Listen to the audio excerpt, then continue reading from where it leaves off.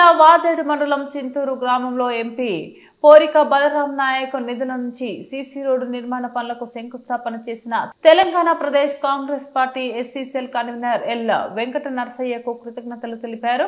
చింతూరు గ్రామస్తులు కొబ్బరికాయలు కొడుతూ సీసీ రోడ్ల మీద మా వీధికి సీసీ రోడ్లు రావడం చాలా ఆనందంగా ఉందంటూ ఎంపీ పోరిక బలరాం నాయక్ కు గ్రామ ప్రజలు జేజేలు కొట్టారు. వెంకట నరసయ్య అభివృద్ధి పనుల గురించి మాట్లాడుతూ ఎంపీ బలరాం నాయక్ కు కృతజ్ఞతలు తెలిపారు.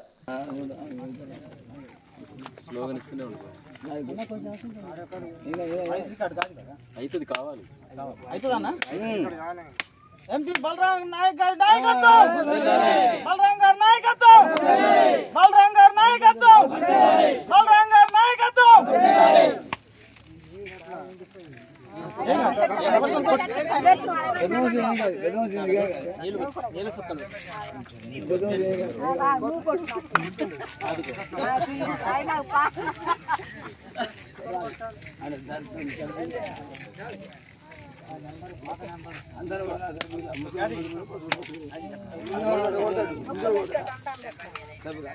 బలరాం గారి నాయకత్వం, ఎంపీ బలరాం గారి నాయకత్వం.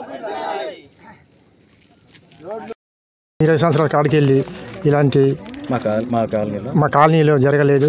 ఇప్పుడు బలరాం నాయక్ గారు వేసిన కాడికి వెళ్ళి సీసీ రోడ్లు మొత్తం 10 సీసీ రోడ్లు మంజూరైనాయి. అలాగే 25 మందికి గేదెలు మంజూరైనాయి. అలాగే 60 ఇండ్లు కాలనీ ఇందిరం ఇండ్లు ఎంపీ గారి ద్వారా రాబోతున్నాయి. కాబట్టి ఎంపీ గారు గెలిచిన కాడ నుంచి బాగా అభివృద్ధి చేస్తున్నారని కాబట్టి ఎంపీ గారికి ధన్యవాదాలు. ఎంపీ గారికి మరియు వెంకన్నరసాయి గారికి ధన్యవాదాలు. జిల్లా వాజేడు మండలంలో చింతూరు గ్రామ పంచాయతీలో ఎంపీ బలరాం నాయక్ గారి నిధుల నుంచి చింతూరు గ్రామ panchayat SC colony and BC కాలనీకి 60 లక్షల రూపాయల ఎంపీ గ్రాంట్ నుంచి మంజూరు చేయడం జరిగింది. సీసీ రోడ్లు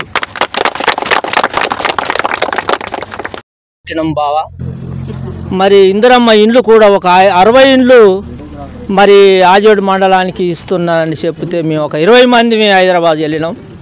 మరి అక్కడ ఆయన ద్వారా ఎంపీ గారి ద్వారా మేము మరి ఆయన ఆశీస్సులు అందుకొని మరి ఆయనని బతిమలాడుకొని మరి మేము పేదవాళ్ళం ఉండి మరి మాకు ఇండ్లు కానీ మరి రోడ్లు లేవు, మరి కూలిపోయిన గుడిసెలలో ఉంటున్నామని అంటే ఏం పర్వాలేదు, మీకు నేను హామీ ఇస్తున్నా, మీకు ఈ ఇండ్లు శాంక్షన్ చేసే బాధ్యత నాది అని నేను కలెక్టర్కు చెప్తానని మరి వాగ్దానం చేసిండు.